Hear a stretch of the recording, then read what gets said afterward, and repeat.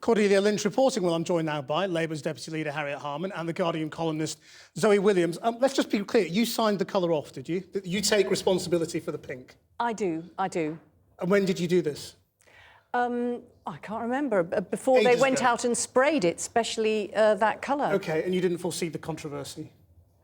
Well, you know, I mean, I've just looked in my bag a moment ago and realised that my iPad was pink and it hasn't drained away my feminist credentials. So, I mean, it's meant to be eye-catching. And, you know, today in the car park, the women could see it and it was eye-catching and it was different. And we had a really great conversation. Well, Zoe Williams, I mean, you've been a bit incensed by this whole thing, haven't you? Look, incensed is a strong word. I don't feel that strongly about the colour itself. I feel strongly about the campaign, and not necessarily in a good way. The problem with the colour, which, again, I don't feel... You know, there are very important things going on in politics today, specifically, and I don't think that the colour of this van is the biggest of them. You know, so it's not a huge deal. But what is it about this that... Well, the problem is that I can't see senior Labour politicians having their femininity kind of expressed for them by this, in this kind of very take-a-break, kind of hot splash... I'm a woman, so I like pink way. So it seems to me to be quite kind of distancing. It's like, well, there are women out there who would respond to this, but not a woman like me. I don't know a mature woman who does think that this is her thing. But you see, 9 million women didn't vote at the last election because they think politics is completely irrelevant to them. And when we sat down with the women in the supermarket, having rocked up on our pink van, we had a deeply serious discussion about why they think that politics is nothing to do with their lives. And I feel that we've got that responsibility to engage with women. Yeah, you sure do. But I think part of the reason they think politics isn't about their lives is because politicians think that they're going to respond when you turn up in a pink van. No, because we asked them, and basically they're saying, you know, Gloria said, what do you think when you think about politics?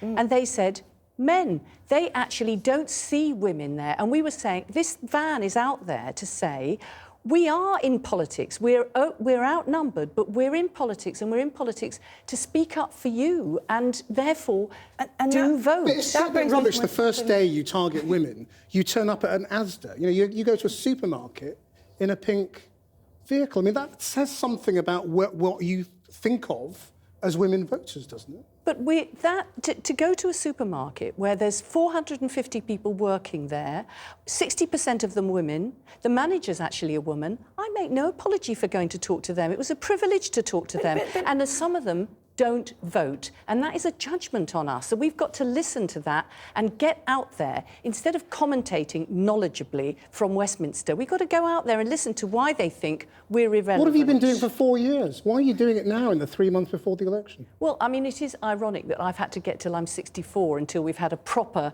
discussion with women in a general election campaign, but it's never too late. Well, look, I mean, firstly, what really irks me about that line is that most of the issues facing women, when you characterise things as women's problems, then they do slip down the agenda, and that's why we've had no successful contract about childcare in the entire time I've been alive, because it's a woman's issue. Now, it's not a woman's issue, it's a family's issue, and all children have fathers, almost all of them have fathers too. So, you know, the other women's issue classically is low pay and part-time pay and low part-time pay. Again, this is a low-wage economy issue.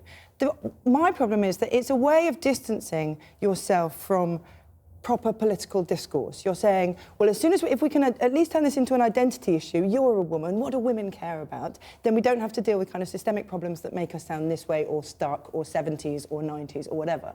Now, that is what people turn off when politicians try and describe them by their gender in terms of how they're going to vote. That's what turns them off politics, because the thing about women is we don't all agree.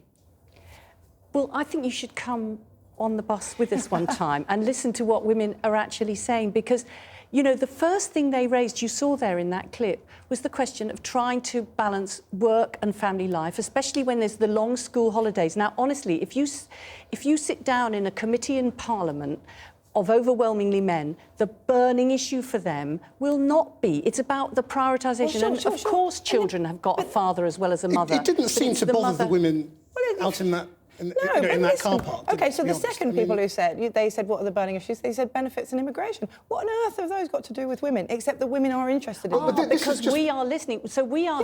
No, but let me just say, this is an open conversation with women. If they want to raise tuition fees, if they want to raise immigration, if they want to raise benefits, we are listening to them because they think at the moment... But can you explain... Sorry, hang on a minute, Zoe. Can you explain why it needs to be women to women? And is there a dishonesty in that, given it's going to be Ed Miliband in Downing Street if you win the election? It's not even clear you'll be Deputy Prime Minister.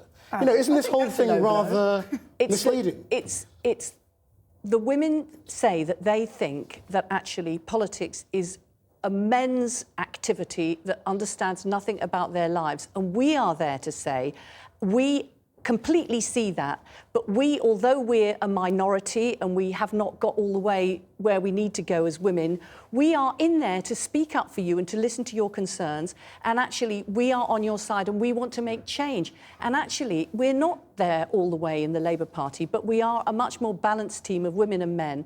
And Zoe, actually childcare was not even mentioned in the House of Commons before we had 100 Labour women MPs. Then at least it was on the agenda, and we are inching forward. We need to get into government again in order to really make some more progress for women in this country.